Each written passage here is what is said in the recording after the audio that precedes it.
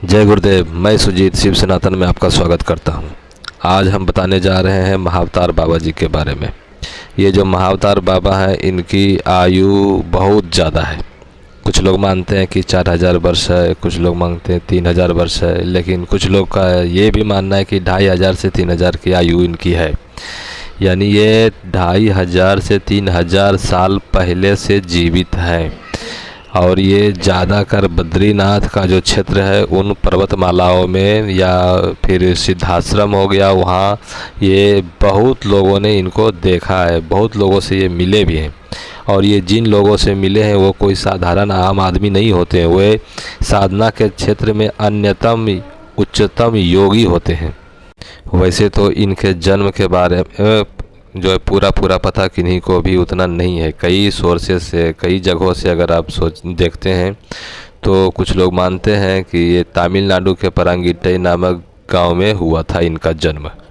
इनका बचपन का नाम नागराज था और ये बहुत ही शांत स्वभाव के थे। इनको आज के समय में जिन जिन सिद्ध पुरुषों ने देखा है, जो उन्नत कोटि के ये साधु हैं, उन सभी ने इनके बारे में जो बताया है कि अगर ये बैठ जाते हैं तो इनकी हाइट 5 फीट से ऊपर होती है। यानी ये बैठे रहते हैं तब इनका हाइट 5 फीट से ऊंचा होता है।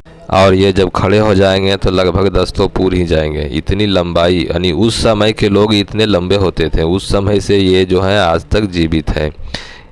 इनके बारे में सबसे अधिक जानकारी तब आई जब परमहंस योगानंद जी ने अपने किताब में इनसे मिलने के बाद इनका भरपूर वर्णन किया था। उस किताब में इनके बारे में इतना कुछ लिखा कि सारे जो लोग हैं इनके बारे में जानना ज़्यादा लगे, और तभी से इनके बारे में अधिक जानकारी लोग जानने लगे। उस किताब में उन्होंने वर्णन किया है कि जब वे बद्रीनाथ के आसपास के जो हिमालय के क्षेत्र हैं उन पहाड़ों में जब वे भ्रमण कर रहे थे, वो साधना कर रहे थे, उस समय उनको महाअवतार बाबा जी का दर्शन हुआ था। और महाअवतार बाबा जी से मिलने के बाद ही वो इन सारी बातों को सामने लोगों के सामने रख पाए थे। ये जब छोटे थे तो इनको असल में माँ जो थी एक घर में फल रखी हुए थे, तो वो फल को ये जब छोटे थे उसको बिना पूछे माँ से और ये खा लिए थे। और जब ये बच्चे थे और उस फल को खा लिए थे तो माँ जब घर आई और जान गई कि यह फल खा लिया बिना पूछे, तो वह बहुत क्रोधित हुई। और क्रोधित होने का सीमा इतना था कि वो महाअवतार बाबा जी जो नागराज थे, उनका नाम उस समय, तो वह उनके मुंह में कपड़े ठूस दिए थे। और इनका सांस जो है बहुत दिक्कत से, यानी मरते मरते ये बचे थे।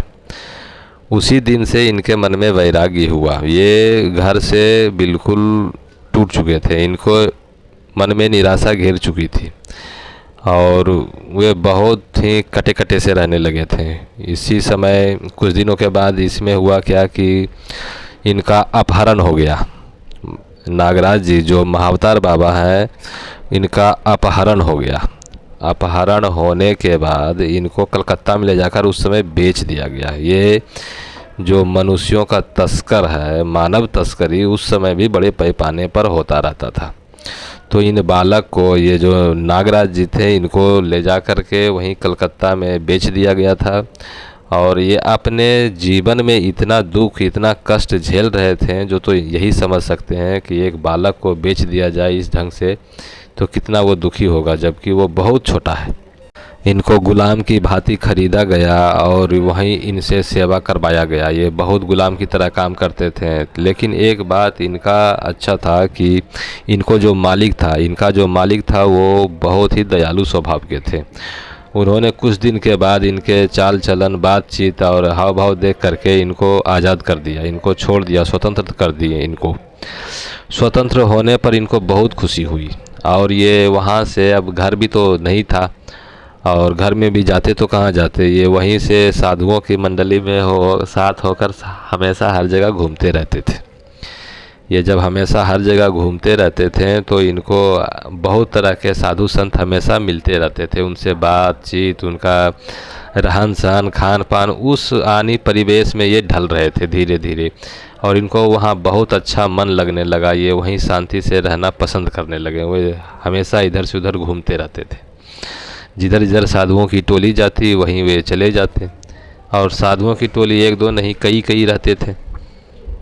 उसी घूमते हुए टोली में इनको गोगरनाथ जी से मिलन हुआ, जो कि उस समय के अच्छे बड़े साधक थे, सिद्ध थे, सिद्ध महापुरुषों में गिने जाते थे और इनके गुरु कहलाए।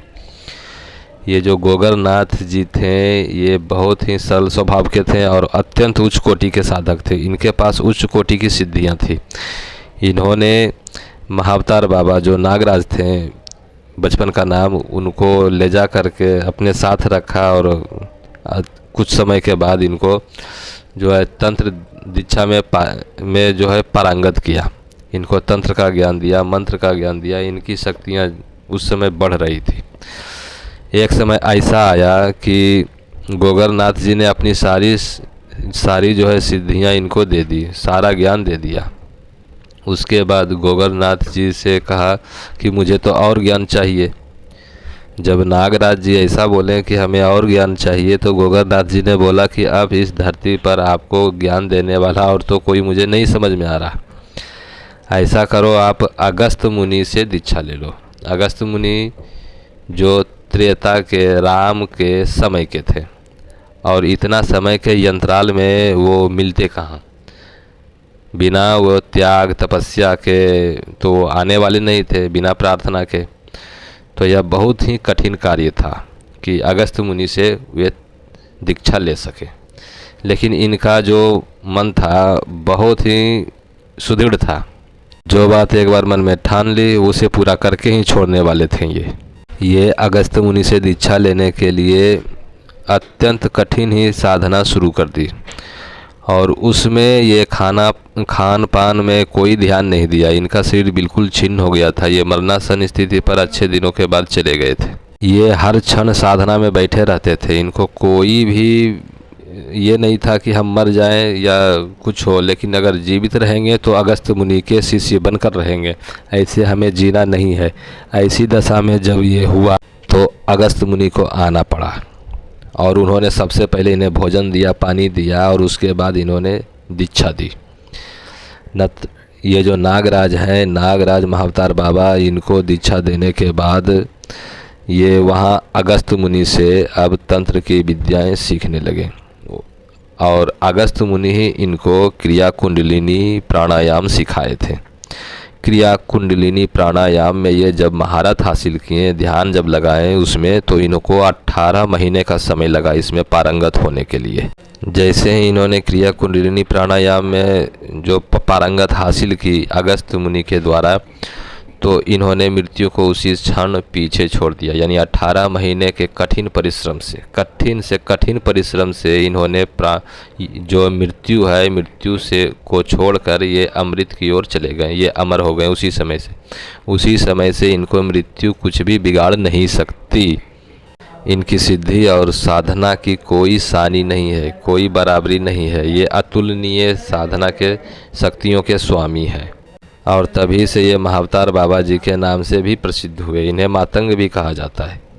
ये महाअवतार बाबा जी ज़्यादा करके साधनाओं में लीन रहते हैं, समाधि में लीन रहते हैं, और खाली समय में ये जो उन्नत साधक है, जो उच्च कोटि के साधक हैं, जिस साधक को अगर समझाने में अब कोई साधक यहाँ नहीं है, इस लेवल का साधक है कि सारी विद्याओं को प्राप्त कर चुका है, तो वैसे साधकों को ज्ञान ये देते हैं। अगर आप भी उच्च कोटि के साधक बन सकते हैं तो इनसे मिल सकते हैं। ऐसी दशा है इनकी। इनको मृत्यु छू भी नहीं सकता, काल इनका कुछ भी बिगाड़ नहीं सकता।